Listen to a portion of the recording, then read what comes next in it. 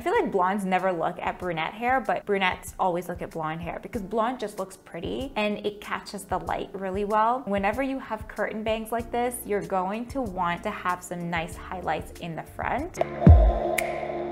Hey guys, what's going on? In today's video, we're gonna be answering your Reddit questions. So excited to be getting into this. If it's your first time here, welcome. My name is Lena. I wanna give a huge thank you and a huge shout out to all of you guys who have subscribed. I am forever grateful. Let me know what else you guys want to hear and see and get advice on about your hair. I'm more than happy to help you. Let's get into some hair advice. Our first question comes from Machiavelli_060 under hairstyle advice on Reddit. Would this be a haircut that might look good on me? So this is her before. This is what she looks like right now. She's got lots of hair, and she wants a mullet kind of shaggy haircut. Oh, and she's got an undercut. Absolutely, yes. She can definitely do that because she's got so much hair that if that was going to be razored and styled properly, that it's absolutely doable. But one of the commenters said no. Haircutter 101 said the cut you want would not work with an undercut. She responded saying, best to grow out the undercut then, and the person said yes, and I'm guessing this person is a hair cutter. I have to disagree on that. I absolutely think that she can pull this off because she's got so much hair that the top part can come down and cover the undercut. And as the undercut grows out, it can start to work together. I would say go in and get your hair done every 3 months to make sure that the hair is growing out properly and that everything is even, because hair tends to grow out really funny, especially when you're growing it out from an undercut. I would use a lot of razoring, I would do a lot of texturizing, and I would let the top cover the bottom. The mullet and the shag is such a customizable haircut that it can literally look good on anyone in any type of way. Just razor the shit out of the hair and it's gonna look good. I promise. I think she's got enough hair to do this. Okay, next question. Wondering if I would look good if it would look good if I get a mullet like the third image. I'm a trans man trying to look masculine, and while I love a mullet, I'm just wondering if I would look feminine or at least good with it. Okay, so this is the person.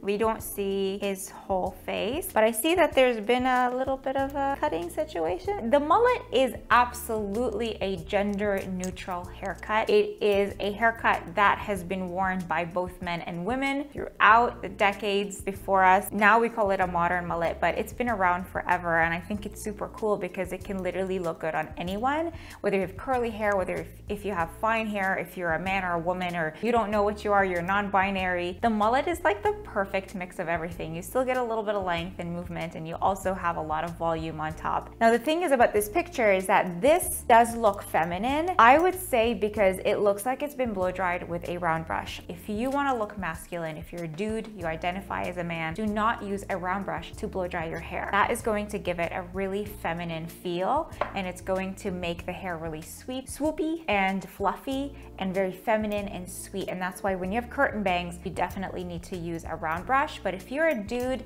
use a Denman brush. You can use a comb, you can use your fingers, you can just throw in some balm and texture pomade and just scrunch the hair and let it go. And if you have curly hair, you can throw in some cream and really work your mullet to your liking, or your shag to your liking. Okay, I've got orange panic. I posted a few days ago about covering grays and followed the advice of a Redditor to use henna.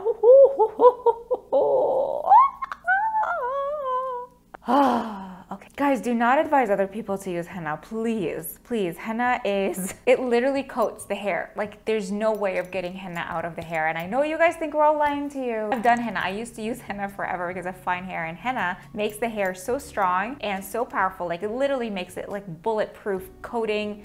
Can't get through. It's just like, it's like a ninja. It will not let anything into the hair. So if you want to cover grays using henna, that is a huge mistake, because the white is going to turn orange, and then the rest of your hair is going to turn like what, auburn if you're darker.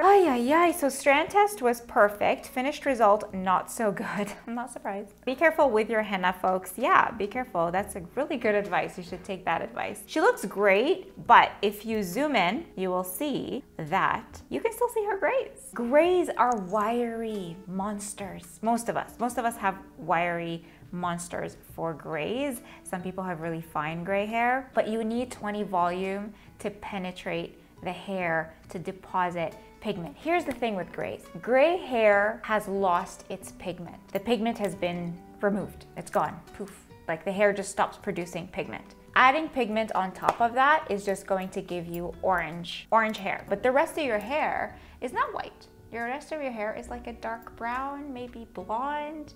It's not the same color, so you're gonna get two different tones, and you can see right here that she's got two different tones, and you can still see the gray. So the henna cannot cover her grays. Your grays, if they're wiry, they're gonna stick out even more like a sore thumb. They're just gonna be like, pumpkin, hello, I'm here. We don't want pumpkin. Yeah, you can see that. You can see, yeah, please don't. The thing is, like, you have to use a different formula for your roots than for the rest of your hair. So a lot of times what we do is we apply permanent hair color that's going to penetrate the hair and deposit pigment into the hair, and then we can do a gloss for the rest of the hair. So the rest of the hair can just get a really nice demi-permanent hair color with 6 vols, so it's not as strong as the rest of the hair. So henna for the whole head just to cover your grays is a bad idea, guys. And it is just, it's impossible to remove. MMG 496, considering going blonde for spring, summer, what do you all think? Current color in second picture. She looks so good with her current hair. I really like the dark hair. I think it's colored. I don't think it's real. It just does, it looks like, I can see here there's some dark pieces on the ends, which tells me that it's just built up color over time. I feel like she's got a color here,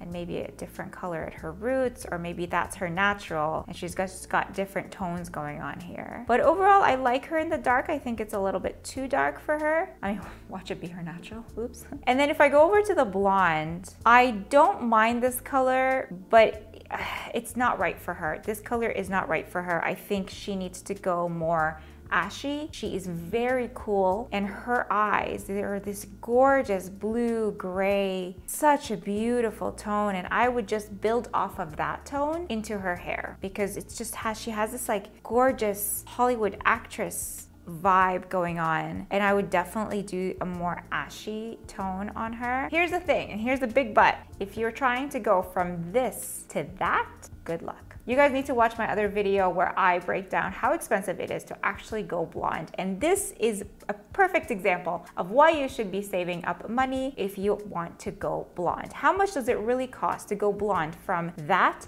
to that? Is at least $1,000, because every time you go in, you're going to have to be removing another layer of color. You're gonna have to go through a pumpkin orange phase in order to get to that. And then in order to get to an ashy blonde, you have to go to a level 10 and then deposit that toner that's like a really nice silver toner. You can't do it at a level 7, you can't do it at a level 8, you can't do it at a level, you might be able to do it at a level 9. You need to go to like a level 10, like really pull all of the pigment out of the hair, bleach it. What that's gonna do is going to damage your hair. You're gonna need a lot of Olaplex, you're gonna need a lot of masks, you're gonna need a lot of maintenance, and you're gonna need to go back to the salon to continue to strip the color. And once you do that, you're going to spend a lot of time treating the hair at home. I wouldn't recommend it. I think it's just a really, really long, it could be a very frustrating process and a very expensive process to go that light. What I would do is just let the hair grow out, honestly.